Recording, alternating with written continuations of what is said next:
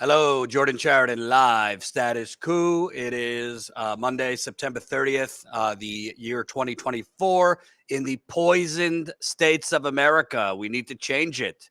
I'm going to have to make a custom flag, a custom United Corporations of America flag, maybe sprinkle some benzene, some oil, dioxin, formaldehyde, and all the rest of the things poisoning the masses. I don't even know how to keep up, tell you the truth. I really don't. Yesterday, I vowed to myself I'm actually turning my phone off because I have pretty much been working with my book coming out and everything else. I haven't taken really a day off in a couple months, and I really just needed a day not to do anything and not to answer my phone because I have 25 people at all times reaching out to me. So I did turn off my phone. But then my wife saw this Georgia chemical inferno and told me about it. So you just can't keep up. There's a new plant factory or train exploding or some mine exploding or all over this country. And I try to do my best to cover as much as possible, but it's just exhausting. I mean, I'm not the one being poisoned, so I'm not complaining too bad. But as a journalist, it's impossible to keep up with all these stories. And every day I have more people emailing me about some form of chemical contamination, water contamination, you name it. Yet we're constantly told our greatest threat is from Russia, China, and elsewhere. I don't think so. I think our greatest threat is within. Unfettered, deregulated capitalism is our greatest threat, and unfettered, never-ending corporate greed. But I digress. So if you've been living under a rock, obviously you have the horrific effects of Hurricane Helene, which has really damaged parts of Florida, but in particular really done a number on North Carolina, Asheville, North Carolina. And with the hurricane, Sunday, we started hearing reports, and smash that like button, share this live stream so we can get it out to more people. More people that press like, the more people that will see this. Sunday, we started seeing reports of a chemical fire in a plant in Conyers, Georgia, which is about, I'd say, 30 miles east of Atlanta. And it's for Biolab is the name of it. So a lot of people immediately thought, wait a minute, is this bioweapons? It's not bioweapons. It just has the name Biolab. It seems fairly harmless. It makes pool and spa treatments. But once you have a massive chemical fire from a plant that makes pool and spa treatments, well, what's in pools and spas? That would be chlorine. What do they use in World War I as a chemical weapon? Chlorine gas. Colin, let's go through before we bring on Scott. For those that haven't seen this, I mean, just look at the images of this thing. And there's a lot of updates that I'm going to tell you. But this plume and this fire that they say was sparked by a sprinkler, a water sprinkler or something like that, malfunctioning. But this chemical plant fire is massive. And it is, by all reports, it is being seen and smelled. The chlorine, 50 miles, 75 miles, as far as Marietta, Georgia, which is over 50 miles away from Conyers, where this is. So this, to me, if I didn't know, if I was just looking at this looks like East Palestine to me, which we've been covering extensively. And obviously we're still covering, and we're going to give you an update and some breaking news, exclusive news on that in a bit. Joining me now, Scott Smith, who has been doing amazing work on East Palestine. He's an independent tester, has done over 30 trips to East Palestine, Ohio, and has also done a lot of testing and contamination testing in a whole lot of other areas, including Flint. So we were going to talk about East Palestine, but we obviously need to talk about this too, because this, by all intents and purposes, is still going on. And honestly, you're getting more accuracy from people on Twitter than Georgia's version of FEMA and the EPA. And I don't know about you, but it just seems like despite all of these happening in different places, it's kind of the same story and the same playbook being used. First, let me show you because this is just staggering to me. But there was an alert that went out to residents in the affected area. I don't know within what radius, but I saw it on Twitter, and then people were sending this to me. Residents got this on their phone, I guess, nearby this plant. Public safety alert. Georgia Emergency Management Agency, Homeland Security Agency. So I guess that's Georgia's version of FEMA. On behalf of the Environmental Protection Division local area emergency, due to Rockdale County biolab fire, the EPA is monitoring air quality for chlorine and related compounds. Chemical levels are, quote, all caps, unlikely to cause harm to most people. Seems pretty damn premature to say unlikely to. I mean, chlorine, this is not just chlorine in its form going into the pools, it's combusted into the air. So now we're talking chlorine gas. And as we still, a year and a half later, we don't even know all the chemicals that were released in East Palestine. So we have no idea, other than chlorine gas, what is in the air. But there are reports in Atlanta area, we're going to go through all of them, but several cities and towns, 20 miles, 30 miles, 50 miles of haze. People inhaling chlorine, eyes irritating, nausea, these kind of symptoms. And the Georgia FEMA, it seems, speaking in conjunction with the EPA, again, saying nothing to see here. Am I getting this wrong? No, Jordan, you're right. It's the same playbook. You're going to see it all over again. Nothing to see here. And thank God for independent journalists like yourself. And, you know, shame this, what I don't know what you call it this day, the so-called mainstream media. They're all part of the problem here because they're complicit in the cover up with how the whole system works. And the fact that you're already seeing nothing to see here, it's safe. I can tell you, there are a couple people I've worked closely with in Florida, and unrelated algae toxin blooms that live pretty close to ground zero. And I'll share some of this off the record with you over the next few days, but I will be there in probably the next 3 to 5 days. There are people coming forward to me that have deposits, soot, plumes over horse barns, and so on. So it is quite an impact. And, X and Facebook, I haven't seen Facebook censor anything yet, but there is a group of citizens banding together and sharing information. That's the way the truth is going to get out here. And, not that you're a toxicologist or anything, but chlorine gas used in World War I, not particularly good to be inhaling. Well, and they're saying there's a shelter in place. So this affects approximately 90,000 residents. They say the advice is shelter in place, keep your windows down. But at the same time, they're saying this won't harm most people. Those two things don't make sense to me. Well, as you know, I really have a great scientific team around me with toxicologists. I work closely with George Thompson and a whole variety. In fact, I'm presenting on East Palestine at the upcoming Society of Environmental Toxicology and Chemistry. And I can tell you, in complete combustion with chlorine, creates a whole host of chemicals, not the least of which is the dioxins. We don't know enough yet. We know chlorine. We don't know enough about the chemicals involved. We do know that there's some alarming levels of various chemicals. We do know that people are reporting some symptoms.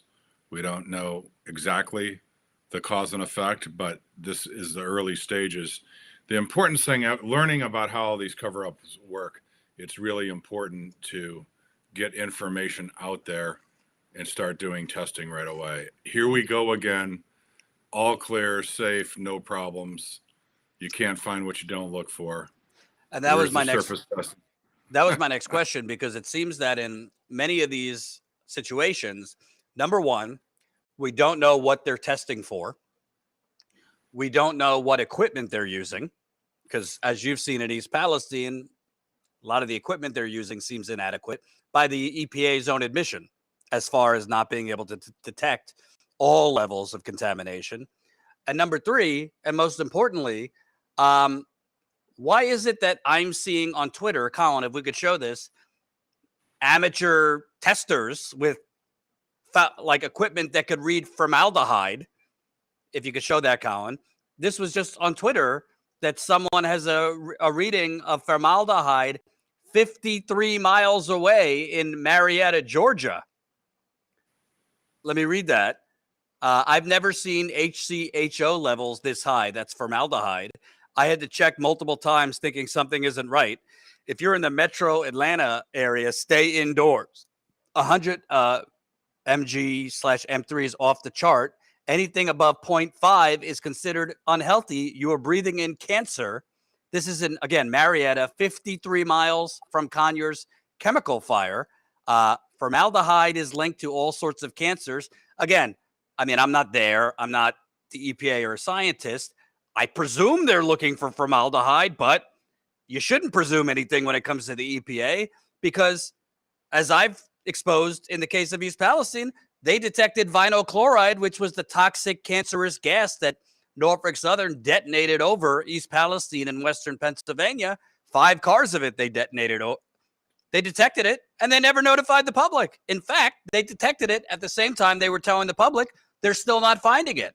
So I have no idea if they're testing for formaldehyde in the air, how far they would be testing, and if they're finding it and they're just not saying anything. I'm not one of these people that says never trust the government, they're always lying, but how is it that people over 50 miles away, Scott, are detecting high level? If you're detecting high levels of formaldehyde in the air 50 miles away, what in God's green earth is in the air 5 miles away?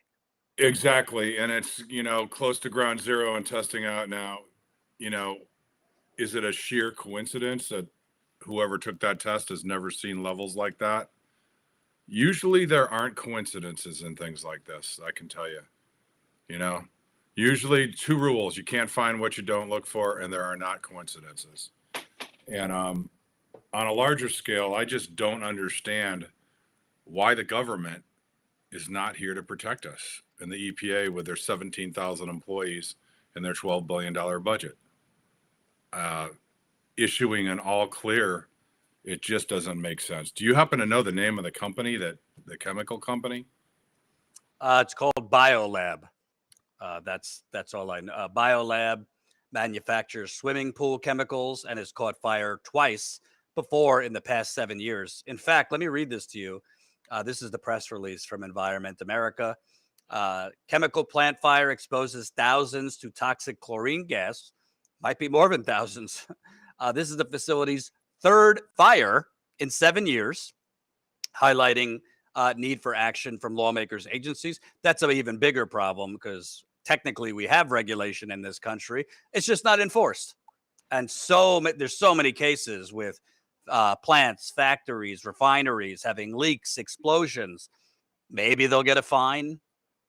Maybe they'll have to kind of do some remediation, but then they have similar problems.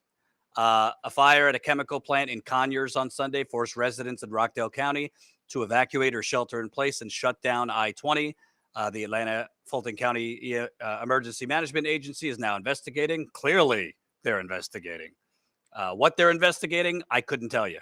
The chemical plant run by BioLabs manufactures swimming pool chemicals and has caught fire twice before in the past 7 years. Chlorine gas, which is now in the air, can trigger a violent cough, nausea, vomiting, lightheadedness, headache, chest pain, abdominal discomfort, and corneal burns. Exposure to high concentrations can lead to respiratory distress and accumulation of fluid in the lungs. By the way, high exposure can lead to deadly fluid in the lungs. There's a term for it that escapes my mind, but it could be deadly if you have enough exposure to this in terms of fluid in the lungs. Scott, I want to point out, this is just speculation, but it's a pattern. The last time that this chemical plant had a fire was in 2020, right after a hurricane. Well, now they're having a massive fire right after a massive hurricane. They said, the company said that this was caused by some type of water sprinkler that malfunctioned and then mixed with. That sounds very hard to believe. But the bottom line is, not getting into politics, but climate change is clearly here. And when you have very, very, very recurring and just strong storms, they can brush up against or trigger refineries, chemical plants, and other things to have accidents or explosions. Yeah, and there's no doubt about it. Climate change, you can argue about how much is human, how much is not. It's all irrelevant. It's real. These rapid swings, things are going to get worse and worse. Also, you're seeing the messages go out from the government or the EPA or the state EPA saying nothing to see here, everything's fine. But I've also seen messages being texted to me from residents saying, shut your air conditioner off. So they're getting conflicting messages, obviously, with the pictures of what I see people sending me falling in their yard. Something is going on. And obviously with the heat, shutting off air conditioning can be dangerous to babies and pets and so on. And by the way, as I showed earlier, I did a video. There are some people in this affected area that don't have power or water right now because of Hurricane Helene. So you don't have power and water, then you mix in a shelter-in-place order and keep your windows closed. That is a nightmare. Colin, I found a tweet from someone. Let me find it. Hold on. Yeah. This is actually what collapse looks like. I'll give you a second to load that up. So basically, someone was pointing out the connection between all these things. This is actually what collapse looks like. I saw the biolab fire on the way to drop off supplies to folks for hurricane relief. It's overlapping disasters and a fragile infrastructure stressed to break. And the quiet part is we have no control and can hardly mitigate the fallouts. No, we can mitigate it. It's just that all the money we have as a country, we're spending everywhere but where it's needed. And we have regulatory agencies like the EPA, which we're going to get into in the case of East Palestine, that have been corrupted. I also want to read, this is from the Atlanta Community Press Collective. They're an independent collective. The Atlanta Fire Rescue Department issued an online statement saying it was conducting air quality tests around the city and, quote, all results have come back within acceptable levels. I don't know what the hell that means. Frankly, I don't know what the fire department, what kind of equipment, they are not chemists or scientists at the fire department. I don't know if they're using Home Depot air testing, but the Atlanta Fire Department, Atlanta is only 30 miles from this chemical plant. And they're saying all acceptable levels. That is literally gas lighting that the fire department, I don't know how they're testing, what they're testing for, is giving the all clear. You can't get in these people's heads. You don't know if they're intentionally lying to people or sociopaths or they just don't know any better. But common sense would indicate if you can smell dangerous gas, as far as I know, 70 miles away, I've seen that it is way too early to say anything is within acceptable levels. Yeah, all you got to do is see the pictures of the heavy haze and smog. It looks just like East Palestine. It really does. And again, I thought, my phone started blowing up last night with all this stuff breaking. And I just don't, there's just rush. I don't even have words. It's just eerily, it's the same playbook of East Palestine all over again. And they're probably going to set up the Joint Unified Command Center, which we now know is nothing but a Joint Unified Propaganda Center. I just don't know in this case, the chemical company involved, are they a multi-billion-dollar company? How much sway do they have? How much undue influence can they exert? Well, they have enough sway that this is their third fire, apparently in 7 years, yet they're still operating. They were operating until now. Colin, let's kind of go through and show people the full impacts of this. Conyers plume from the Blue Biolab fire yesterday. So let's show the in Conyers, an Atlanta suburb, a biolab chemical plant burns because of 40 years of deregulation. This is from just put them up as you have them. So there's massive plume from yesterday. There's still a plume that could be seen far away. So you could just keep going to whatever images, video you have. So that's a residential home. The plume is right in the neighborhood in suburbia. You could close your windows, but depending how high the levels are, I mean, doesn't necessarily mean there's no exposure closing your windows. Whatever you got. This is from I-20. So as people were driving on the highway yesterday, I mean, this is like a dystopian, Walking Dead type of movie shit or TV show. And it looks, like Scott said, very eerily similar to East Palestine, Ohio. And remember, they want you to think in East Palestine, they blew up over 1 million pounds of toxic cancerous gas, but it just vanished into the air and everything's fine. This is haze. I believe this was in Stenville, was it? Let me make sure I have the name of the town right. Yeah, Snellville, excuse me. So the smoke from the biolab fire in Conyers definitely traveled to Snellville, which is 15.5 miles away. Then you have Gwinnett, travel to Gwinnett, which is even further. Gwinnett is 21 miles away. This is today, by the way. That's images from today, not yesterday. It reminds me of those, World War I movies where they have the gas and you see all the troops, getting contaminated and poisoned. And that haze is depositing all kinds of contaminants in the soil. And by the way, not all schools in this surrounding area were closed today. I don't have the exact radius. Some were closed, but not all were closed. So you could potentially have kids playing outside in recess. We're getting messages from as far as 60 to 70 miles away of people seeing a haze and smelling this stuff. And again, we don't know if it's only chlorine gas. God knows what chemicals could have been created that aren't even manufactured at the plant just through combustion.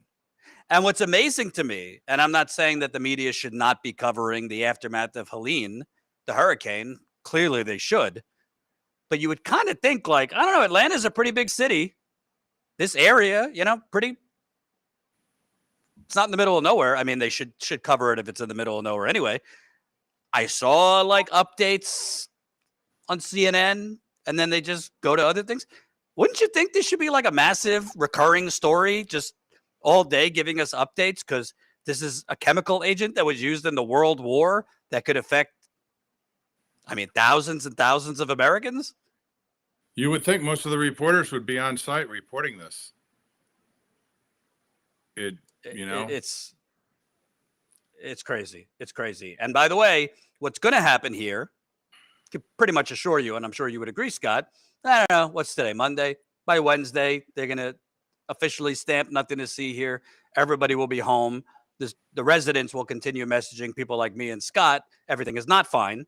And then, essentially, you'll have independent testers come in and say, oh, no, everything's not fine. Look at that. And then maybe you'll have some type of settlement. And then you're going to have cancer down the road. That's usually what happens in these things. But it's going to be swept under the rug. And the most news you'll be getting from Georgia is Trump versus Harris. Jordan, I just saw a comment come in, clouds in Lawrenceville, and the school board, said everyone to stay inside. So I think, Good. There's a lot, we're going to see a lot more feedback in the next 24 hours. Again, it should be considered legal malpractice for any government agency to put out nothing to see here narratives when things are being shut down and people say, turn off the air conditioning. And also, I just want to be very, very clear, because there is a fine line and balancing act between not creating a panic and recklessly endangering people's lives with bad information. But when you say, Colin, if you could put the original public safety alert back up, when you say the EPA is monitoring air quality for chlorine and related compounds, chemical levels are unlikely to cause harm to most people. Let me just explain what that means. That is lawyered up language. Put that back up. A lawyer wrote that. When they say chemical levels are unlikely to cause harm to the most people. To most people. What does that fucking mean? What are the chemical levels? Unlikely is pretty in between. It could, unlikely means it could happen, it might not happen. What is the most people? What does most people mean? I don't know, Scott. I've heard I've heard all the time. Everybody, a doctor will say every patient's different. Every person's affected differently. Every person's immune system is differently. What that to me is basically a lawyer writing whatever they have to cover their ass. Exactly. And here we go again. Like, what of air, soil, surface, and water testing? What is the easiest one to game where you can legitimately miss things and you can alter things? Air testing. So they're only doing air testing. When I'm getting enough pictures of things being deposited, black particles in soil, what about the soil testing? And you see all that smoke that you just showed. It's all the plume appears to be deposited something on soil and surfaces where you have livestock, pets, kids walk around and play. Here we go again. What do we know from East Palestine and even some of the stuff we're going to talk about today? It's very easy to manipulate testing results, especially if you don't do any soil testing, but air testing is the easiest to manipulate to whatever narrative to fit the nothing to see here narrative. I just got a message. Outside smells like a swimming pool. I think that BioLab is still putting gunk in the air. Yeah. But to be clear, that, you might smell chlorine and be like, all right, it's not so bad. Sometimes I've smelled water that has too much chlorine. Yeah, but if you're smelling it in the air, that would mean it's now in gas form, which can cause all sorts of problems. Some might be temporary. Some might be longer lasting. It really just depends how high the levels are and how long it persists. Correct?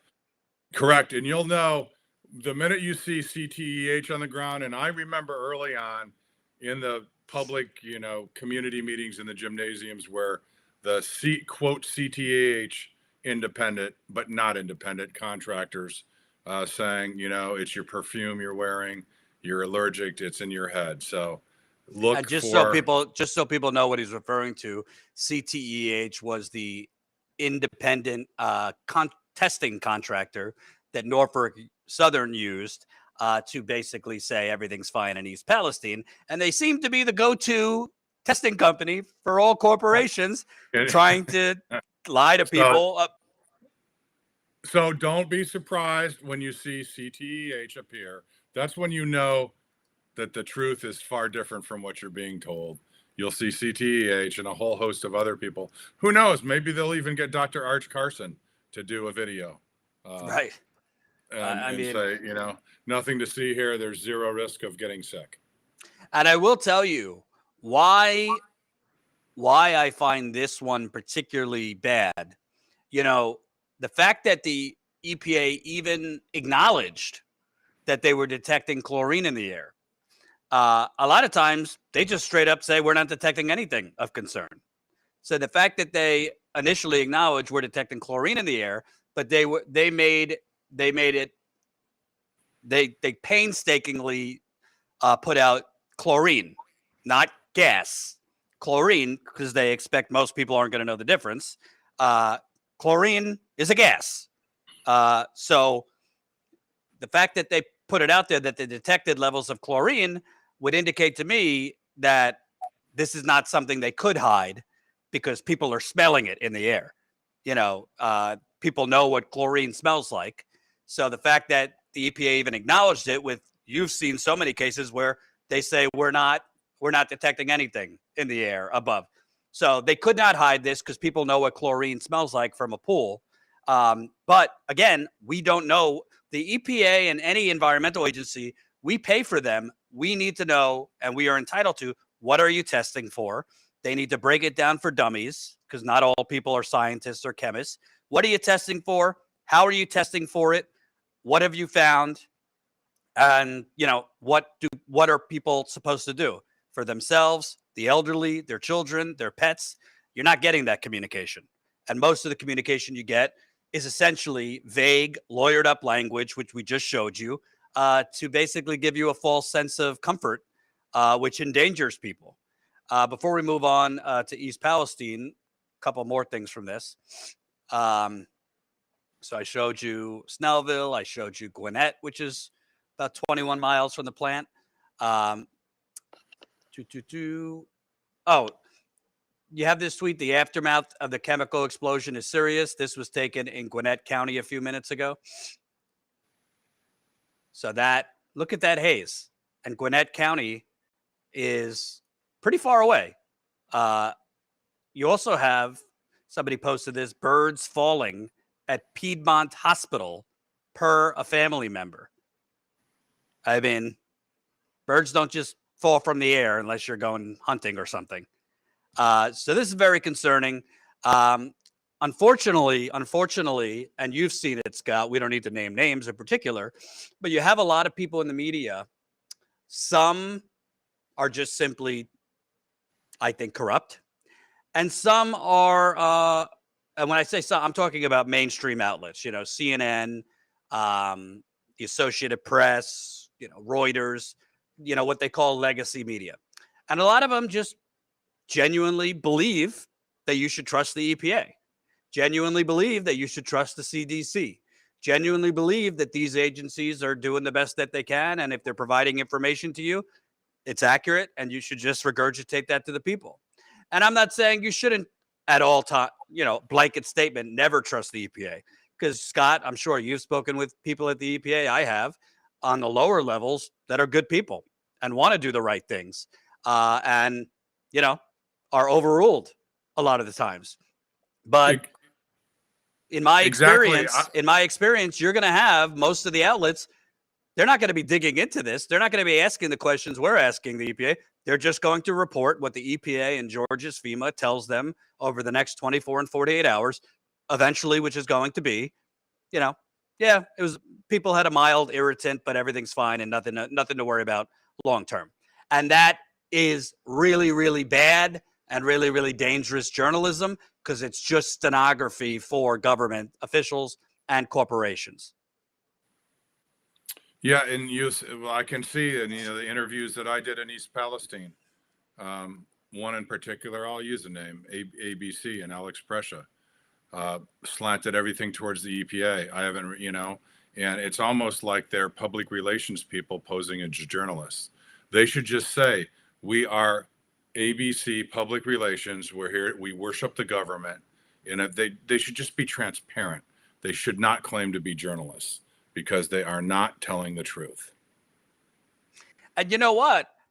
Best case scenario, if they did thorough testing, I would love independent testers, not on the government's payroll, to come in and find nothing. I'd love them to come in and find, hey, yeah, there was short-term chlorine. It was at X levels. It did cause short-term eye irritation, nausea, known symptoms of short-term or low-form exposure for chlorine, but we're not seeing high enough levels or, any risk of long-term things. But we don't know what else they're even looking for, and they're not telling us. And as you've seen with the EPA, a lot of times they intentionally try to confuse people and intentionally try and confuse you and just throw out very complex and discombobulated testing methods and terms to basically muddy the waters, which is exactly what they've done in EPA, the case of East Palestine. The last thing I'll say about this, because literally people from Georgia were emailing me, what should I do? I'm not a doctor. Don't take medical advice from me. But I will say, if you have a shelter-in-place order for 90,000 people and less than 24 hours, they're telling you Basically nothing to see here. And yeah, the levels won't harm most of the people, which is the most ham-handed, bastardized, lawyered up thing I've ever read. Those two things are at odds, and I'd be highly suspect. Obviously, it's not exactly easy just to get in your car and get out of state. You got kids, pets, whatever it is. But I would make sure you stay on your government officials to hold the company accountable, get on the EPA's ass, the state EPA in Georgia, the federal EPA, and peacefully harass them. Ask the questions. What did you test for? How did you test for it? What quantities did you find? Is there anything I'm missing, Scott?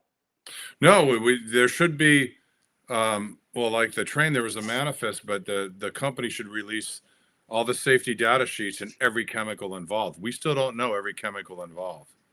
But that was quite the multicolored plume, without a doubt. And by the way, I'd love to know, and there should be serious questions asked, how did this actually happen? A malfunctioning sprinkler? Have a hard time believing that a malfunctioning sprinkler somehow... How did that ignite? I'm reaching out to a bunch of experts. I have the same question, Jordan. Because, there was just a massive hurricane, and massive storms like this could damage or impact, dilapidated, deregulated plants that aren't up. I don't know in the case of this one, but there's a lot of refineries and chemical plants. I mean, Colin, you're in Texas, for God's sakes. I mean, literally, they're Colin, get on for a second. I mean, in Texas, the refineries, the plants, they're leaking like a sieve every other day. That's just the price of doing business there. Yeah, and even as all this is happening, we are still I think just within 10 or 20 miles from me, they just announced they're giving $60 million to build another huge plant near us. So it's you can't really. We thought we were in a far enough space we'd be fine, but can't escape it. It's unbelievable. All right, we'll keep you updated on this as best as we can. I'm not there, but I do not trust the EPA to give me the updates. I go straight to the people. And I'm seeing on Twitter, and people are messaging me that they're smelling this as far as 70 miles away. And if that's happening, I'm not a meteorologist, but wind patterns change. Scott, you've had to kind of become an expert on this in the case of East Palestine. So that plume could have started out in one area and been traveling much further. Exactly. A resident sent me a plume last night that was going northeast, then it switched to the south. So you're already seeing this plume move around.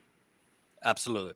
All right, moving on to East Palestine. I don't even like using the term East Palestine. I like the people there, but this is no longer just the East Palestine disaster. And I think we need to widen it out. This is really, potentially the entire Mid-Atlantic tri-state area disaster. According to a toxicologist you and I both have spoken to at length, the plume from the Ohio train detonation went as far as Canada. But the settlement was rammed through last week, $600 million. Basically, it's $400 million because it's almost $200 million. The lawyers who very conveniently did a 180. They went from advocating for the residents to saying nothing could see here, basically within 6 months. But the settlement went through. There is, it seems, going to be an appeal. It's not been filed yet, but that's in the works.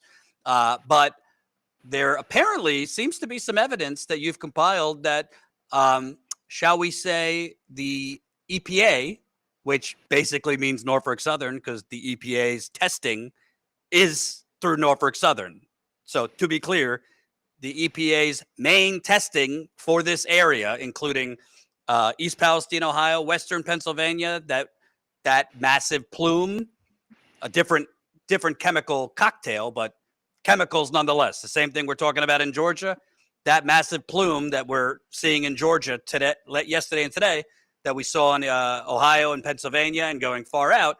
The testing was done by the billion-dollar company that detonated the chemicals. Yet the EPA keeps basically referring it to as its own testing.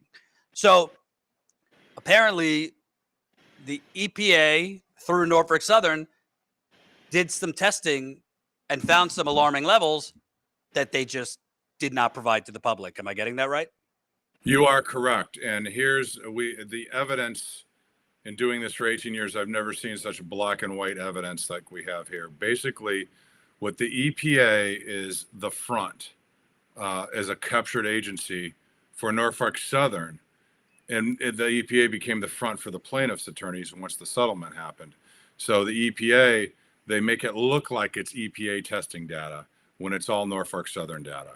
And I have sent you the source documents coming from the EPA that you can clearly see that it's Norfolk Southern data. And also they withheld sediment testing in the creek, and they withheld some testing in ditches right after the derailment that show very high levels of vinyl chloride and other compounds way above human health screenings.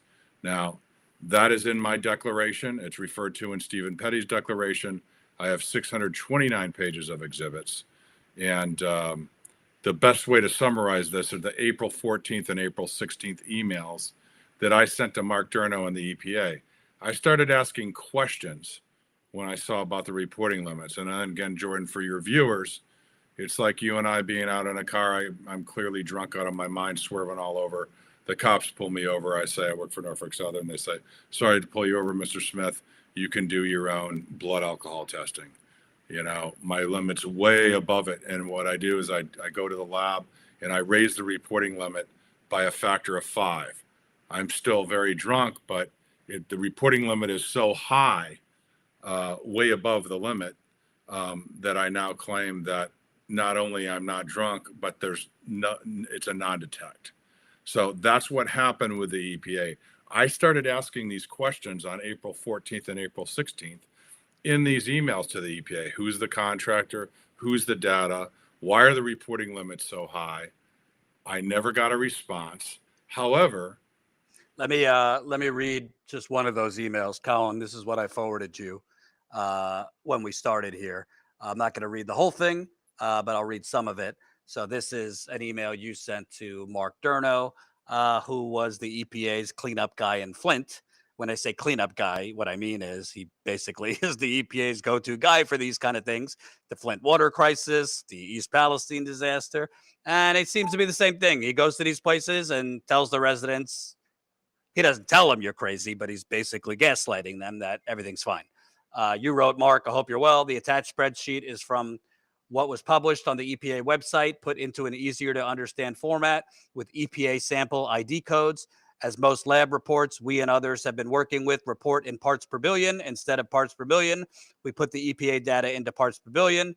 I'm going to move a little further down. It's our understanding that regional screening levels are defined as follows. RS screening for contaminants he's talking about. RSLs are derived from standard exposure assumptions and EPA toxicity data. Generally, if a site has concentrations greater than the regional screening levels, then further investigation is warranted. Do you and the EPA have the same understanding of regional screening levels? Can you verify the Arcadis, one of the companies that tested, regional screening levels and or screening values for sediment in East Palestine? From the EPA's own testing data attached, it seems that the EPA testing on the referenced Arcadis RSL is at least 10 times above the Arcadis regional screen limits in all cases highlighted in yellow. Scott, can you break this down for dummies, what this email is referring to? And there's another email you sent to him similar. You're asking him significant, specific questions about the testing in East Palestine and Western Pennsylvania. Yeah, Jordan, sorry about that. I don't know, if Mark Durno just uses Homeland Security credentials I lost the signal and I had to re-log in, so I disappeared. Okay. I was reading some of your email to him, which was going over the RSLs and all that. Can you kind of dumb it down for people what you were asking him for and the significance? Basically, it's like the drunk driving analogy. It's like if your blood alcohol level is 0.08, why did you raise the limit so high you're not even going to detect anything? That's what I was asking him on all these. Who's doing the testing? Who's the contractors? And the simplest thing is thank God I took a screenshot on April 21st, 2024. After I asked these emails, the EPA removed data and removed mapping data about the points. They removed the public data. And this is a totally different thing than getting a hold of the recent non-public data that they withheld. So why did the EPA on their public website, after I asked these questions in the emails, make the mapping data disappear and the underlying data disappear? There's proof of it in my sworn declaration. And if you note, you never see the EPA or Norfolk Southern, or they always make all these statements smearing everybody. They never sign a sworn declaration under the penalties of perjury like Stephen Petty and I did, where we're ready to back everything up under the penalties of perjury. I also want to ask about, because it seems that the EPA, we won't mention the reporter, but the EPA had sent to a reporter within the last few months data from Norfolk Southern. So testing Norfolk Southern did of contaminated creeks there that showed elevated levels of contaminants, including dioxins, but that was data that they never released to the public. Correct, and it was soil ditch data from early on too, and it was clearly Norfolk Southern data. And we heard an attorney for the plaintiffs, specifically Elizabeth Graham, stand up in court last week, in so many words. I'd have to double check the transcript, but in so many words said Scott Smith and Stephen Petty's declarations really don't belong in this court because it's EPA testing data. So that's part of the system with a captured EPA. You hide behind the EPA, and that you tell the EPA only releases data that fits their narrative. And also the EPA withheld sampling data, the same spot behind Courtney Miller's house in Sulphur Run where I tested the sediment over time, March, April, May, August. And sure enough, their data matches the same trend as mine. It shows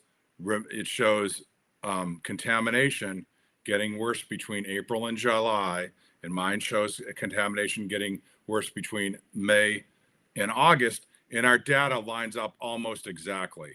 So again, there are no coincidences here. They didn't release any of that data. Why? Probably because that would have proven what I've been saying all along is true. And to be clear, I misspoke in the beginning. The appeal has been filed. It seems that the news came out today, so the appeal might have been filed today. But the appeal for the $600 million settlement has been filed. There is, to be clear, there is residents in East Palestine that want the settlement to go through.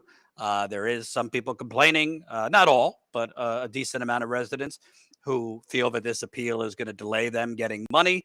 Obviously, it's not for me or you to get in the weeds of the legal settlement. But the reason for this appeal, based on what I could see, is because this settlement was rammed through based on fraudulent data and science. Is that correct? Yeah, let me put it first. So first of all, I agree with you, Jordan. I tell everybody that opting in, opting out, what to do, what not to do, it's everybody's personal choice and family. I don't make no recommendations. I've just been fighting for full transparency to get residents as much information as possible when they make their decisions. I saw something, I think a notice of appeal. I don't understand all the legal nuances, but the point is, if there's nothing to see here and everything's okay, it would have been very easy to avoid all this, what I think is unnecessary drama today. Appeals, no appeals, would have been very easy for the judge and or the plaintiff's attorneys to voluntarily release Stephen Petty's data. Because if there's nothing to see here, and Dr. Arch Carson is right, Stephen Petty's data, all the Norfolk Southern data, why is it being hidden? Because if there's nothing to see here, let the transparency, and then everyone can agree the data is the data. And from my knowledge, almost all, I mean, they use Eurofin's lab, the same lab I use. And without getting into the weeds, there's still very specific things that a lab publishes that the EPA has been withholding as to detection limits. I'll just leave it at that. But again, very simple. If there's nothing to see here, why are they withholding Stephen Petty's testing data? Right. They're expert. Absolutely. And I just want to read some of this. This is from the Associated Press story about the appeal. It's all right that you don't have it, Colin. I just found it.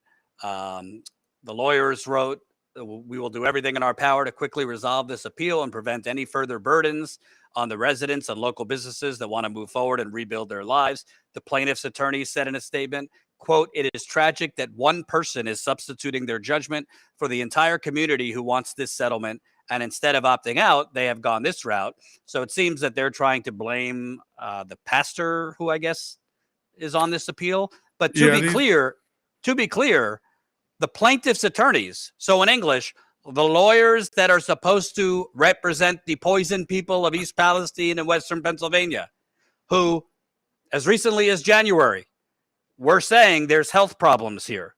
We're saying that it's not all good here. Suddenly, a couple months later, they dramatically changed their tune. Suddenly, they were bringing on an expert who worked for Dow Chemical and ExxonMobil, among other chemical companies, to basically say there will be no long-term health problems or cancer. I don't know how he declared that, but again, this was a chemical industry expert. They are basically trying to blame those who appealed it when they're hiding currently data from the chemical engineer that they hired to do testing. They will not release it. They will not release Stephen Petty, who's a renowned chemical engineer, his data results. And he recently came out through the penalty of perjury, signing an affidavit saying there is something to see here. He has not released his data because he's essentially under a gag order not to. But the plaintiff's attorneys, so I'm not talking down to the people of East Palestine. If for those who want the money as soon as possible, I totally understand that. But the facts are the facts. You don't have all the data because the plaintiff's attorneys who, yes, rammed through this settlement are hiding the data. And for some reason, the judge is going along with that and keeping the data under seal. This is like paying a ton of money for an expert witness, which happens all the time in criminal cases. And then the expert witness, I guess what he or she wants to say won't help your case. So you're refusing to put them on the stand. That's basically what the plaintiff's attorneys have done here. So I think, no, we don't want a multiple year delay in resolution here, but somebody should answer, what is the legal reason that this expert that the attorneys paid for, they hired him? Why can't we just see his data? If there is no problem and there's no contamination, wouldn't that confirm it, Scott? Absolutely. That's the best way to clear it up and would stop all this horrible infighting in the community. Just release the data. Release the reports. It's unbelievable. Anything else we should know about where things stand? Because the appeal, it seems, was filed. At the bottom line is the EPA, Norfolk Southern, till now has been very successful with this narrative, but there are people that are still very sick there. When I say there, I mean in Ohio and Pennsylvania. And as far as we know, I mean, these chemicals are going to remain there indefinitely. And we don't even know all the chemicals. Yeah, I would just say congratulations to the plaintiff's attorneys. They want to use the word extraordinary. This is an extraordinary return for them, $180 million. I believe that's the number. Plus, I mean, we're very close. It's an extraordinary return for them. And, it's shameful. It got back to me, some of these plaintiffs' attorneys talking about the clients they represent. I'm not even going to repeat what they've said about them. And it's just the disingenuous pretending like they care about people's lives. If they do, release Stephen Petty's data. Release it. And that'll go a long way, I think, to bringing people together. And with all due respect, and I mean this because I'm not here to tell East Palestine residents who want this settlement to go through. I get it. $70,000. Many people could get as much as that. That's a lot of money for average people. That's right. But I will say, I've been covering these things for a very long time. This is not my first rodeo or Scott's. I have never heard of a settlement in this kind of situation going through in a year. Typically, it goes on for 5 years and 10 years.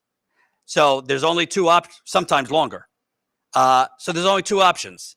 Number one, you had the most aggressive, most caring, most tenacious lawyers who worked around the clock for a year to get a settlement and get it as quickly as possible. So you guys got resolution. That's option number one.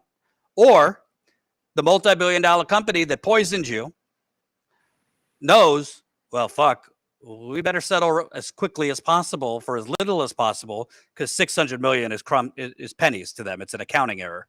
They make billions of dollars a year.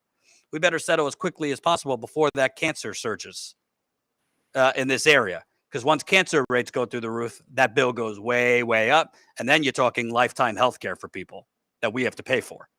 So there's only two options. And I'm pretty sure I'm going to go with door number two. Because there's a record of the lawyers speaking very, very differently 6 months ago. And speaking like lawyers that would be advocating for poisoned people. So that doesn't mean you're not entitled and shouldn't get money right away. But there's a reason, for example, the people of Flint, their lawyers, the civil lawyers who did a fairly good job, it took 6-7 years to get the state to agree, even to a shitty settlement. That's because the state and most corporations don't want to admit to fault and want to pay as little as possible. So the fact that you're getting this so quickly, I find that very suspect, which means to me, they want to take advantage. They want to take advantage of you. They want to get out for as little as possible. And this settlement, by the way, it does not provide you lifetime health care or lifetime testing. There is a cap of what Norfolk Southern has to pay for health care. And after that, even if your health problems get worse, even if there's an unprecedented cancer cluster, it's not Norfolk Southern's responsibility, according to the settlement. So I'm not telling you how to feel. If you want the money right away, I understand that. If if you're mad that there was an appeal, I understand that. But if there's going to be a settlement, it should be based on accurate data and accurate representations of the contamination there. See, Jordan, I don't understand. I would think judges have a lot of discretion in courts. That's my understanding as a non-lawyer. I would think the court could do something for those people that want to take the $70,000, whatever they're getting, and take their money and be done with this and not see anything. There's got to be a way that all parties can be accommodated here. It shouldn't be all or nothing. There shouldn't be delays. And then people that want to pursue their claims, or whether they're objectors or opting out, they should be able to get access to the information they're demanding. I'm hopeful that the court may figure out how to accommodate the individuals, because it's their right to opt in, opt out. Do they want the money now? Do they want to fight? It's up to each individual. Absolutely. All right. Thank you, Scott. I appreciate it. Okay. We'll stay in touch on East Palestine and other things. Thank you. Okay. Thanks. And before we go, I want to also show you just some of the comments we saw under the video I did earlier today on this Georgia fire.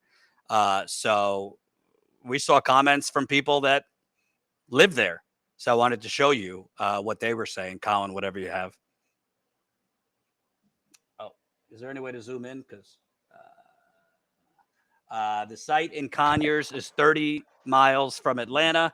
I am about 15 miles from it and can confirm the air quality was terrible. You could taste and smell the chlorine outside and even smell it indoors a bit where I am. Lungs felt a bit tingly after 15 minutes outside today. Not sure how so many people could be outside for prolonged periods.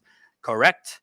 And there are, sporting teams and things like that doing practice outside. I live on the other side of Atlanta. I didn't know about this until one of my managers said this happened. Now we just got an alert. I work in Buckhead about the weather.